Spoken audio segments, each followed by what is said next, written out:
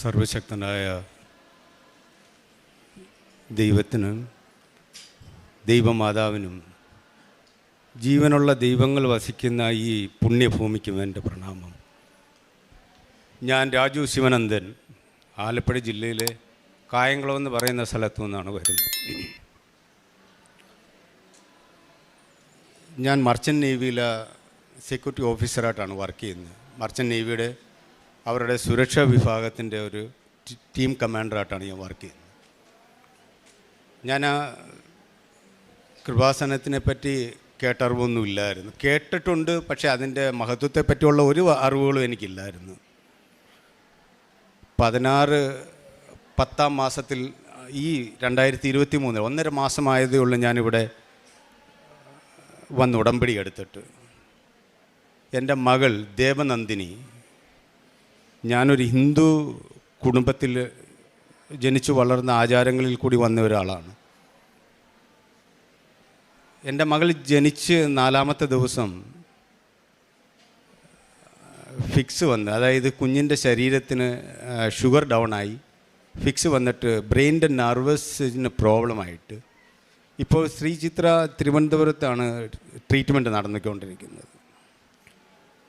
വൈദ്യശാസ്ത്രത്തിന് കൊടുക്കാൻ പറ്റുന്ന എല്ലാ മരുന്നുകളും കൊടുക്കുന്നുണ്ട്. കുഞ്ഞ് നടക്കും, ബാക്കി യാതൊരു കാരണവും ഒന്നും തന്നെയും പ്രവർത്തനമില്ല. അതായത് സംസാരശേഷിയില്ല, മറ്റ് ബുദ്ധിപരമായിട്ടുള്ള യാതൊരു കഴിവുകളും കുഞ്ഞിനില്ല. എല്ലാ കാര്യങ്ങൾക്കും ഞങ്ങൾ അച്ഛനും അമ്മയുടെയും മാതാപിതാക്കളുടെ ഒരു കാര്യങ്ങൾ വേണം. വിശന്നാൽ ഞങ്ങളുടെ കൈ പിടിച്ചു കൊണ്ടുവന്ന് കാണിക്കും ആ ഭക്ഷണം കൊടുക്കാൻ വേണ്ടി, അല്ലാതെ യാതൊന്നുമില്ല. ആ ഒരു കാര്യം. അപ്പം എൻ്റെ സുഹൃത്തുക്കൾ, എന്നെ സ്നേഹിക്കുന്ന എൻ്റെ നല്ല സുഹൃത്തുക്കളാണ് കൃപാസനത്തിൻ്റെ മഹത്വത്തെപ്പറ്റി, അമ്മയുടെ മഹത്വത്തെപ്പറ്റി എന്നോട് പറഞ്ഞത്. കാരണം വൈദ്യശാസ്ത്രത്തിന് കൊടുക്കാൻ പറ്റുന്നത് കൊടുത്തു. ഇപ്പം അത് ഞങ്ങൾക്ക് ബോധ്യമാണ്. കാരണം ഇനി നടക്കുന്നെങ്കിൽ ഒരു മിറാക്കിൾ നടക്കണം, കാരണത്തിൻ്റെ ദൈവത്തിൻ്റെ ഇടപെടൽ നടത്തണം. എന്നാൽ മാത്രമേ എൻ്റെ മോക്കൊരു രക്ഷയുള്ളതെന്ന് നമുക്ക് മനസ്സിലായി. അപ്പോഴാണ് എൻ്റെ സുഹൃത്തുക്കൾ പറഞ്ഞത്. അവരൊരു നിമിത്തമാണെന്ന് എനിക്കറിയാം. കാരണം ഈ പുണ്യഭൂമിയിൽ ഞാൻ വരണമെങ്കിൽ അത് വിളിക്കാതെ വരാൻ പറ്റില്ലെന്ന് എനിക്ക് നന്നായിട്ട് അറിയാം. വിളിച്ചിട്ട് തന്നെയാണ്, സമയം ഇപ്പോഴായിരിക്കും ആയത്. പക്ഷേ എൻ്റെ ഈ സാക്ഷ്യങ്ങൾ പറയുന്നതിന് മുന്നേ ഞാൻ ആരാധിക്കുവാണെന്ന് എനിക്കറിയില്ല. കാരണം ക്രിസ്തുവിനെ ഞാൻ ഒരുപാട് സ്നേഹിക്കുന്ന ഒരാളാണ്. ഞാൻ ക്ഷേത്രങ്ങളിൽ പോയി ഭജിക്കുമ്പോഴും ക്രിസ്തുദേവനെ എനിക്ക് ഒരുപാട് ഇഷ്ടമായിരുന്നു. കാരണം ക്രൂശിതമായ ആ രൂപം കാണുമ്പോൾ എനിക്ക് വല്ലാതെ വേദനിക്കുമായിരുന്നു. എൻ്റെ വല്ലാത്തൊരു വേദന തോന്നുമായിരുന്നു. കാരണം സ്നേഹിക്കാൻ മാത്രം അറിയാവുന്ന, സ്നേഹിക്കുന്ന ഒരാളിനെ ഇത്രയും ക്രൂരമായിട്ട് കിടക്കുന്ന ആ രൂപം കാണുമ്പോൾ മനസ്സിന് എന്തെന്നില്ലാത്ത ഒരു വേദനയുണ്ടാവും. ആ വേദനയിൽ കൂടിയായിരിക്കും അദ്ദേഹത്തിനോട് അടക്കാൻ പറ്റാത്ത ഒരു സ്നേഹമായി മാറി. കടലിൻ്റെ എൻ്റെ ഏകാന്തമായ ജീവിതത്തിൽ എനിക്കൊരു തുണയെന്ന് പറയാൻ, എൻ്റെ ഒരു കൂട്ടുകാരനെ പോലായി. കാരണം എന്ന് വെച്ചാൽ ഞാൻ ഒറ്റയ്ക്കൊക്കെ നിൽക്കുമ്പോൾ അങ്ങനെ ശൂന്യതയിൽ നോക്കി ഞാൻ സംസാരിക്കാൻ തുടങ്ങി. ചില സമയത്ത് ഞാൻ സ്വയം ചിന്തിക്കാറുണ്ട്, ഇനി എനിക്കെന്തെങ്കിലും സൈക്കോളജിക്കൽ പ്രോബ്ലം ആയോ കാരണം. പക്ഷേ പിന്നീട് അത് ചിന്തിക്കുമ്പോഴും ഞാൻ ഓർത്ത്, ഞാൻ സംസാരിക്കുന്നത് ക്രിസ്തുവിനെ പറ്റിയാണ്. അദ്ദേഹത്തിനോടാണ് സംസാരിക്കുന്നത്. എൻ്റെ ദുഃഖങ്ങളുണ്ടായാലും എന്തൊക്കെ ഉണ്ടായാലും ഞാനങ്ങനെ ശൂന്യതയിൽ നോക്കി സംസാരിക്കാൻ തുടങ്ങി. 3 വർഷത്തിന് മുന്നെയാണ് ഈ എൻ്റെ ആക്സിഡൻറ്റ് നടക്കുന്നത്. ഞങ്ങൾ യമൻ എന്ന് പറയുന്ന രാജ്യത്തെ ഏതൻ പോർട്ടിൽ നിന്നിട്ട് സൗത്ത് ആഫ്രിക്കയിലെ റിച്ചാർഡ്സ് ബേ എന്ന് പറയുന്ന സ്ഥലത്തേക്കുള്ള യാത്രയിലായിരുന്നു. ഞാൻ ഉൾപ്പെടുന്ന ഞങ്ങൾ 3 പേര് ഇന്ത്യക്കാരാണ്, ബാക്കിയെല്ലാം മറ്റുള്ള രാജ്യക്കാരാണ്. ക്യാപ്റ്റൻ റഷ്യക്കാരനാണ്. അപ്പം മൺസൂണിൻ്റെ ടൈമാണ്. ഷിപ്പ് വെളിയിലോട്ട് ഇറങ്ങിയപ്പോഴേ തന്നെ കടലിൻ്റെ രുദ്രഭാവം കണ്ടപ്പോഴേ നമുക്ക് മനസ്സിലായി തീക്ഷ്ണമായ, കാരണം മൺസൂൺ ജൂൺ ജൂലൈ ഓഗസ്റ്റ് ഈ സമയങ്ങളിലെന്ന് പറഞ്ഞാൽ ഇന്ത്യൻ മഹാസമുദ്രവും അതിനെ ഇതരപ്പെട്ട മറ്റെല്ലാ സമുദ്രങ്ങളും വളരെ റഫായിട്ടുള്ള സമയമാണ്. ഏകദേശം വളരെ കഠിനമായ യാത്രയാണ്. പക്ഷേങ്കിൽ ഏതാനും ദിവസങ്ങൾ കഴിഞ്ഞിട്ട് ഞങ്ങൾ ചെന്ന് പെട്ടത് അൺപ്രഡിക്റ്റബിൾ, അതായത് ആ പെട്ടെന്നുണ്ടായ ഒരു ചക്രവാത ചുഴിയുടെ വക്കിലാണ്. ഒന്നാമത്തെ കാര്യം, ലോഡോട് ഇല്ലാത്തതിൻ്റെ പേരിൽ ഈ ഷിപ്പിൻ്റെ കണ്ടീഷൻ, അതായത് ബാലൻസ് കണ്ടീഷൻ വല്ലാത്ത ഒരവസ്ഥയിലാണ്. നിമിഷ നേരം കൊണ്ട് അന്തരീക്ഷം എന്ന് പറഞ്ഞാൽ അതിതീക്ഷ്ണമായ രീതിയിലുള്ള കൊടുങ്കാറ്റും തിര നമുക്ക് പ്രവചിക്കാൻ പറ്റാതെ, കാരണം എന്ന് വെച്ചാൽ ഇത്രയും പരിചയമുള്ളവരുടെ പോലും ഉള്ളിൽ കിടുങ്ങുന്ന രീതിയിലുള്ള തിരകളാണ് നടുക്കടൽ. ആയിരക്കണക്കിന് കിലോമീറ്ററിൻ്റെ ഉൾക്കടലിലാണ്. ഞാനവിടെ ഉൾപ്പെടെയുള്ള 23 ആൾക്കാരാണ്. കുറേ സമയം കഴിഞ്ഞ് ആ തിരയും അതിനെയും അതിജീവിച്ച് മുന്നോട്ട് പോകുന്ന സമയത്താണ് ഈ ഷിപ്പിൻ്റെ ഇഞ്ചൻ നിലച്ചത്. കാരണമെന്ന് വെച്ചാൽ അതിന് തള്ളാൻ പറ്റുന്ന രീതിയിലാണ് തെക്കോട്ട് അത് ഞങ്ങൾ സൗത്തിലേക്ക് പോവുകയാണ്. ഈ വരുന്നത് south west wind and waves ആണ്. അപ്പോൾ അതിനെ അതിജീവിച്ചു കൊണ്ടുപോകാൻ പറ്റുന്ന ഒരു രീതിയിലുള്ള ഒരു കഴിവ് ഒരു പക്ഷേ ആ ഷിപ്പിൻ്റെ എൻജിൻ ആ സമയത്ത് ഇല്ലാത്തത് കൊണ്ടായിരിക്കും എൻജിൻ നിലച്ച്. എൻജിൻ നിലയ്ക്കുക എന്ന് പറഞ്ഞു കഴിഞ്ഞാൽ കാറ്റത്ത് ഈ കയറ് പൊട്ടിയ പട്ടം പോലായി, ഒരു പിടുത്തവും ഇല്ല. പിന്നെ പാട്ടയ്ക്കകത്ത് കല്ല് കടന്ന് കുലുങ്ങുന്ന ഒരവസ്ഥയായി. 23 പേര് ജീവനും മരണത്തിനെയും ഉള്ള ഒരു പുറപ്പാടായി. അപ്പം എന്ത് ചെയ്യണമെന്നറിയാൻ വയ്യാത്തൊരവസ്ഥയാണ്. എല്ലാവരും പ്രാർത്ഥിക്കുന്നുണ്ട്. ഞാനും അദ്ദേഹത്തിനോട് പ്രാർത്ഥിച്ച്, ദേവാ എന്തായി നടക്കുന്നത്, എങ്ങനെങ്കിലും ഇവിടുന്ന് ഞങ്ങളെ രക്ഷിക്കണം. പറഞ്ഞ് തീർന്നതുമല്ല, ഷിപ്പ് മറിഞ്ഞത് ഞങ്ങൾക്ക് ഓർമ്മയുണ്ട്. അത് വെള്ളത്തിൻ്റെ അടിയിലാണോ അതോ മുകളിലാണെന്നൊന്നും അറിയാൻ വയ്യ. കാരണം എന്ന് വെച്ചാൽ ആ സംഭവം നടക്കുമ്പം ഇരുട്ടായി. പക്ഷേ ഇത് ഡേ ടൈമിലാണ് ഈ മറിയുന്നത്. പക്ഷെ അന്നേരം ഇരുട്ടായപ്പോൾ നമുക്ക് മനസ്സിലായി അണ്ടർ വാട്ടർ, നമ്മൾ വെള്ളത്തിൻ്റെ അടിയിലാണെന്ന്. ഒറ്റ വാക്ക് മാത്രം പറഞ്ഞത് എനിക്ക് ഓർമ്മയുണ്ട്, നാഥാ ഞാൻ പോകുകയാണ്.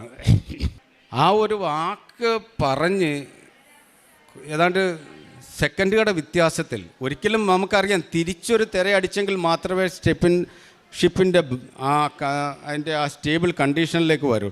പക്ഷെ പിന്നെ നോക്കുമ്പം ആകാശം കാണാം. അപ്പോൾ എന്തോ രക്ഷപ്പെട്ടു.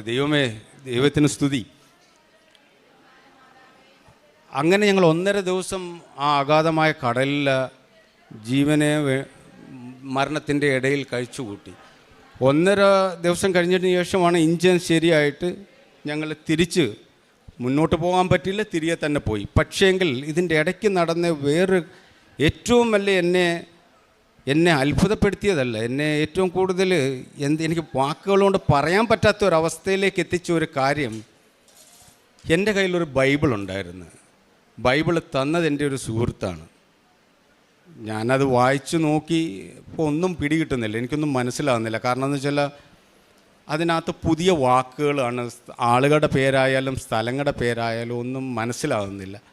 അപ്പോൾ ഞാൻ പുള്ളിയോട് ഒരിക്കലും പറഞ്ഞത് വായിച്ചിട്ട് കൂടുതൽ മനസ്സിലാകുന്നില്ല, ഏകദേശമൊക്കെ കുറച്ചൊക്കെ പിടികിട്ടി. അപ്പോൾ എന്നോട് അദ്ദേഹം പറഞ്ഞത്, അതിനകത്ത് സങ്കീർത്തനം എന്ന് പറയുന്ന ഒരു കാര്യമുണ്ട്, അത് എടുത്തു വെച്ച് വായിക്കുക, സമയം കിട്ടുമ്പോൾ അന്ന് വായിക്കാൻ തുടങ്ങാമെന്ന് പറഞ്ഞു. അപ്പം ഞാൻ എൻ്റെ റൂമിൽ ഞാൻ കുളിച്ച് വന്നു കഴിഞ്ഞാൽ ഷിപ്പിൽ അതൊരു ദിനചര്യമായി. ഞാൻ സങ്കീർത്തനം 1 മുതൽ അവസാനം വരെ വായിക്കും, വീണ്ടും സങ്കീർത്തനം വായിക്കും, അതങ്ങനെ പോയിക്കൊണ്ടേ ഇരിക്കുകയാണ്. അപ്പോൾ ആ ബൈബിൾ എൻ്റെ കയ്യിലുണ്ട്. ഈ ഇൻസിഡൻറ്റ് നടന്ന് അപ്പോഴും ഞങ്ങൾ കപ്പൽ ശരിയായിട്ടില്ല, ഈ വെള്ളത്തിൻ്റെ അടിയിലാണോ മുകളിലാണോ എന്നറിയാമോ, ഇരുട്ടാണ്. നമ്മൾ തിരികെ വന്ന് കഴിഞ്ഞപ്പോഴേ തന്നെ അവിടെ അലാറമായി. കാരണം എന്ന് വെച്ചാൽ ലൈഫ് ജാക്കറ്റ് ഇടണം. കാരണം എന്ന് വെച്ചാൽ നമുക്ക് തകർന്നാലും എങ്ങനെങ്കിലും പിടിച്ച് നിൽക്കാനൊന്നും പറ്റത്തില്ല. കാരണം അഗാധമായ തിരയും കടലും വീണ് കഴിഞ്ഞാൽ അപ്പോഴേ പോവും. പക്ഷെ ഞാൻ ഞാൻ ആ ബൈബിൾ എടുത്ത് തുറന്ന് നോക്കി, എന്താണെന്നൊന്നും അറിയാമെങ്കിൽ ഞാൻ ബൈബിളൊന്ന് തുറന്ന് നോക്കി ആ ഒരു വാക്കാണ് എന്നെ സത്യത്തിന് ഇന്നിവിടെ നിർത്തിയത്. കാരണം എന്താണെന്ന് വെച്ചാൽ, അത്യുന്നതൻ ആകാശത്തിൽ നിന്ന്, അതായത് ഉയരത്തിൽ നിന്ന് കൈ തന്ന് പെരുവെള്ളത്തിൽ നിന്ന് എന്നെ പിടിച്ചുയർത്തി. വല്ലാതെ കാരണമെന്ന് വെച്ചാൽ ആ സമയത്ത് ഞാൻ ഈശ്വരനെ അതായത് ക്രിസ്തുവിനെ ഞാൻ സ്നേഹിക്കുകയാണ്. ആരാധിച്ചിട്ടുണ്ടോയെന്നൊന്നും എനിക്കറിയില്ല, സ്നേഹം എനിക്കുണ്ട്. പക്ഷെ ആ സമയത്ത് ഞാൻ ആ ബൈബിളിനെ ചേർത്ത് പിടിച്ച് ക്രിസ്തുവാണെന്ന് ഓർത്തിട്ടാണ് ഞാൻ പൊട്ടിക്കരഞ്ഞു പോയി. കാരണം ഇങ്ങനെയൊക്കെ ഉണ്ടോ? നമ്മൾ പറയുന്നില്ലേ, ഈശ്വരൻ സംസാരിക്കും നമ്മളോട്. എൻ്റെ അനുഭവമാണ്, സംസാരിച്ചതാണ് എന്നോട്. അതും മരണത്തിൻ്റെ വക്കിൽ വെച്ച് എന്നോട് സംസാരിച്ചു. അതെന്നെ കൂടുതൽ എൻ്റെ കുടുംബത്തിനെ തന്നെ, പിന്നെ അങ്ങനെയാണ് എൻ്റെ സുഹൃത്തുക്കൾ വഴി ഞാൻ ഈ പുണ്യഭൂമിയിൽ എത്തുന്നത്. അവർ നിമിത്തമായി ദൈവമേ അവരുടെ കുടുംബത്തിനും നന്മ തന്നെ ഉണ്ടാവട്ടെ എന്ന് ഞാൻ പ്രാർത്ഥിക്കുകയാണ്. അങ്ങനെ ഇവിടെ വന്ന് ഞാൻ 16/10/2023 ഞാൻ ഉടമ്പടി എടുത്ത് അന്ന് വൈകിട്ട് വീട്ടിലെത്തി. ഞങ്ങൾ മെഴുകുതിരി കത്തിച്ച് പ്രാർത്ഥിച്ച്. മറ്റ് പ്രാർത്ഥനാ രീതികളോ കാര്യങ്ങളോ ഒന്നും അറിയില്ല. എൻ്റെ വൈഫിനാണെങ്കിൽ എൻ്റെ ഭാര്യയ്ക്കാണെങ്കിൽ ഒട്ടും തന്നെ അറിയില്ല. അപ്പം ഞാൻ അയാളോട് പറഞ്ഞ് പ്രാർത്ഥിക്കുക, പുസ്തകത്തിനകത്ത് ചൊല്ലുക, അതെല്ലാം ചൊല്ലുക. പിന്നെ എന്തെങ്കിലും വിഷമങ്ങളോ സന്തോഷങ്ങളോ ഒക്കെ ഉണ്ടെങ്കിൽ ഒരു ഈശ്വരനോട് പറയുമ്പോൾ നമുക്കൊരു പേടി ഉണ്ടാവുമല്ലോ, അതൊന്നും വേണ്ട. സ്വന്തം അമ്മയോട് സംസാരിക്കുന്ന പോലെ സംസാരിക്കുക. കാരണം എന്ന് വെച്ചാൽ ദൈവമാതാവിനോട് ആ രീതിയിൽ ഇടപെട്ടാൽ മതി, അതായിരിക്കും നമുക്ക് നല്ലതെന്ന് പറഞ്ഞു. കാരണം പ്രാർത്ഥനയുടെ രീതി അറിയില്ലല്ലോ, അപ്പോൾ അതായിരിക്കും നല്ലതെന്ന് പറഞ്ഞു.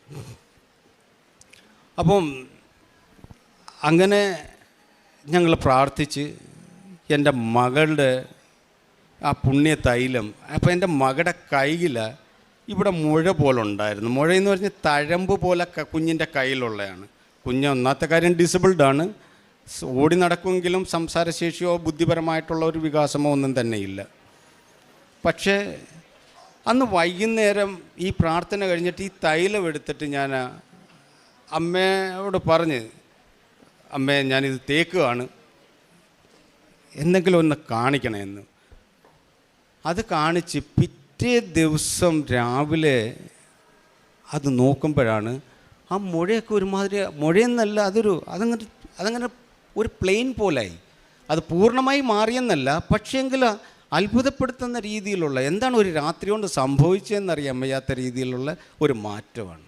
ഇപ്പം എൻ്റെ മകളുടെ കണ്ടീഷൻ എന്ന് പറഞ്ഞാൽ ശബ്ദങ്ങളൊക്കെ അമ്മയെ അച്ഛനൊന്നും വിളിക്കാനൊന്നും അത് ഏബിളായിട്ടില്ല. പക്ഷെ സംസാരിക്കുന്നതിൻ്റെ ഒരു വക്കിലേക്ക് എത്തിയതായിട്ട് നമുക്ക് തോന്നി തുടങ്ങി. കാരണം എന്തൊക്കെയോ പറയുകയാണ്, അതിങ്ങനെ പറയുന്ന എൻ്റെ നാവിന് ശക്തി. നമ്മളങ്ങനെ ഈ പുണ്യതൈലം കുഞ്ഞിൻ്റെ നെറ്റിക്കും തൊണ്ടയിലും പ്രാർത്ഥിച്ച് തേക്കാറുണ്ട്. പിന്നെ ഇവിടുന്ന് തന്ന തേൻ നാവിൽ ഉറ്റിച്ചു കൊടുക്കാറുണ്ട്. കാരണം ഒരു വല്ലാത്ത മാറ്റം, വല്ലാത്തെന്ന് പറഞ്ഞാൽ അമ്മയുടെ ആ ഒരു മാറ്റവും പ്രസൻസും ഞങ്ങൾ അനുഭവിച്ചറിഞ്ഞതാണ്. കാരണം ഇത്രയും ബ്ലെസ്സിങ് തരാൻ വേണ്ടി പാവികളായി ഞങ്ങൾ ഇത്രയും സൗഭാഗ്യം ചെയ്തു എന്ന് പോലും നമ്മൾ ചിന്തിച്ചു പോയി. കാരണം എൻ്റെ മോളിപ്പോൾ ആ ഒരു കണ്ടീഷനാണ്. കാരണം ഇത്രയും പുരോഗതി എൻ്റെ മകൾക്ക് കൊടുക്കുന്ന സർവശക്തനായ തമ്പുരാനി, ആ മധ്യസ്ഥ വഹിക്കുന്ന ദൈവമാതാവിനും എങ്ങനെ നന്ദി പറയേണ്ടതെന്ന് എനിക്കറിയില്ല. ഇതാണ് എൻ്റെ മകളുടെ ഇപ്പോഴത്തെ കണ്ടീഷൻ. കാരണം അവളൊരു പ്രോഗ്രസിൻ്റെ വക്കിലാണ്. കാരണം ഇപ്പം ഞാൻ വന്നിട്ട് 2 മാസമായതേ ഉള്ളൂ ഷിപ്പിൽ നിന്ന്. അവിടുന്ന് എൻ്റെ കാലിൽ 1 മാസം മുന്നേ, ഞാൻ നാട്ടിലെത്തുന്നതിന് 1 മാസം മുന്നേ എന്തോ ഒന്ന് കടിച്ചതാണ്. എന്താണെന്ന് എനിക്കറിയില്ല. അവിടെ മറ്റ് ഇഴജന്തുക്കളൊന്നുമില്ല, ഷിപ്പിലാണ്. പക്ഷേ എന്താണെന്ന് എനിക്കറിയില്ല, കാല് വല്ലാതെ ചൊറിഞ്ഞ് വീങ്ങി എൻ്റെ ഈ മുട്ടിൻ്റെ ഈ ഭാഗം ഒരു വല്ലാത്ത രീതിയിലായി. അത് വേദനയുണ്ട്, ചൊറിച്ചിലുമുണ്ട്, നീരുമുണ്ട്. പക്ഷെ ഞാൻ എൻ്റെ അസ്വസ്ഥതയൊന്നും കണക്കാക്കാതാണ് കുഞ്ഞിനെയും കൊണ്ട് ഞാൻ ഇവിടെ വന്നതും ഈ കാര്യങ്ങളൊക്കെ ചെയ്തതും. അപ്പോൾ കുഞ്ഞിന് തേച്ച പോലെ തന്നെ ഞാൻ എൻ്റെ ആ കാലിലും തേച്ചു. കാരണം എന്ന് വെച്ചാൽ ഡോക്ടറെ കാണണം. അപ്പം വൈഫ് എന്നോട് പറഞ്ഞു, പോയി ഡോക്ടറെ കാണണം, ഇത് വെച്ചുകൊണ്ടിരിക്കരുത്, കൂടി വരുവാണെന്ന് പറഞ്ഞു. ഞാൻ അന്ന് വൈകിട്ട് കുഞ്ഞിൻ്റെ കയ്യിൽ തേച്ച പോലെ തന്നെ എൻ്റെ കയ്യിലും തേച്ചു. എൻ്റെ കയ്യെ തേച്ച്, എൻ്റെ കാലേ തേച്ച് രാവിലെ ആയപ്പോൾ ഞാൻ ആ കുഞ്ഞിൻ്റെ കൈ ശ്രദ്ധിക്കുന്നതിനെക്കാട്ടി മുന്നേ ഞാൻ എൻ്റെ കാലായിരുന്നു നോക്കിയത്. ഞാനിപ്പോൾ എങ്ങനെയാണോ അതേപോലെ തന്നെയാണ് അന്ന് രാവിലെ. എന്ത് മിറാക്കിളാണ് സംഭവിച്ചത്. കാരണം എന്ന് വെച്ചാൽ ഒറ്റ രാത്രി കൊണ്ട് എന്താണ് സംഭവിച്ചത്. ഞാൻ വൈഫിനോട് പറഞ്ഞ് എന്തൊക്കെയോ സംഭവിക്കുന്നുണ്ട്. അപ്പോൾ അമ്മയുടെ ഒരു പ്രസൻസ് ഉണ്ട്, നമുക്ക് ഒരു അനുഗ്രഹമുണ്ട്. അതില്ലെങ്കിൽ ഇങ്ങനെ വരില്ലല്ലോ. കാരണം കുഞ്ഞിൻ്റെ ഉണ്ട്, എൻ്റെയും വന്ന്. കാരണം ഈ ദേവൻ്റെ ഈ ദൈവത്തിൻ്റെ നേരിട്ടുള്ള ഇടപെടൽ എന്നോട് ഞാൻ കണ്ടതാണ്. കാരണം 23 പേരെ അഗാധമായ കടലിൽ നിന്നും സുരക്ഷിതമായ കരയിലെത്തിച്ചവനാണ്. കാരണം 23 പേര് ജീവനും കൊണ്ട് ആ ഒരു കരങ്ങളിൽ കൊണ്ട് മാത്രമേ ഞങ്ങൾ. അപ്പോൾ അദ്ദേഹത്തിൻ്റെ സ്നേഹവും ആ കരുതലും ഞങ്ങൾ നേരിട്ട് അനുഭവിച്ച. പക്ഷേ അമ്മയുടെ ഇടപെടൽ ഇതിലൂടെ വന്നപ്പം അപ്പം രാവിലത്തെ പ്രാർത്ഥനയൊക്കെ കഴിഞ്ഞതിന് ശേഷമാണ് ഞാനിത് നോക്കിയത്. മെഴുകുതിരിയെല്ലാം അണച്ച് എല്ലാം വെച്ചതിന് ശേഷം യാതൊരുവിധ സുഗന്ധദ്രവ്യങ്ങളും ആ സമയത്ത് എൻ്റെ വീട്ടിലില്ല, കത്തിച്ചിട്ടുമില്ല.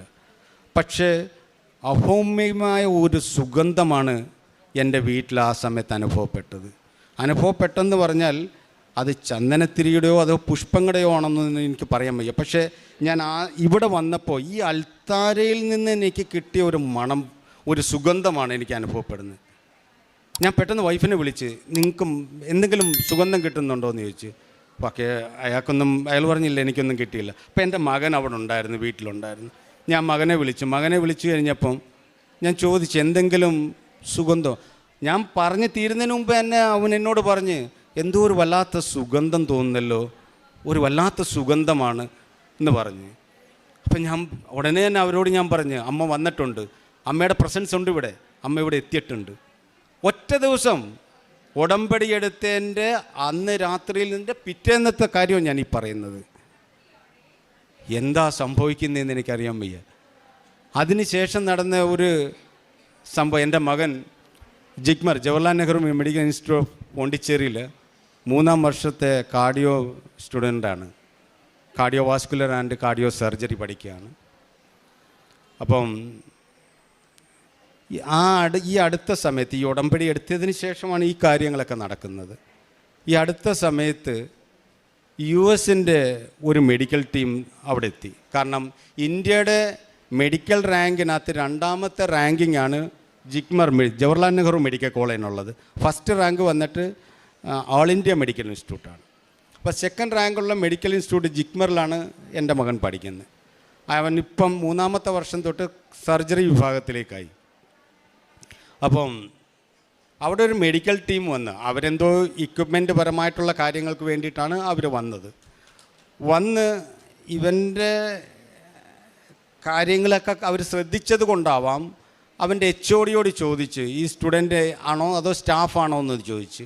അന്നേരം പറഞ്ഞല്ല, സ്റ്റുഡൻ്റ് ആണെന്ന് പറഞ്ഞപ്പോൾ അവർ പോകുന്നതിന് മുന്നേ ഇദ്ദേഹത്തിനോട് പറഞ്ഞു, ഞങ്ങളെ ഒന്ന് വന്ന് കാണണമെന്ന് പറഞ്ഞ് അവിടെ വെച്ച് തന്നെ കണ്ടു, സംസാരിച്ച്. എന്തോ അതെ, 3rd ഇയർ സ്റ്റുഡൻ്റാണ്. അതായത് 3rd ഇയർ സ്റ്റുഡൻ്റ്, പഠിച്ച് പൂർത്തിയൊന്നും ആയില്ല, 3ാമത്തെ വർഷത്തിൻ്റെ എക്സാം പോലും ആയിട്ടില്ല. അപ്പം അവർ പറഞ്ഞൊന്ന് വന്ന് ഞങ്ങളെ കാണണമെന്ന് പറഞ്ഞ് കണ്ടവർ സംസാരിച്ച്.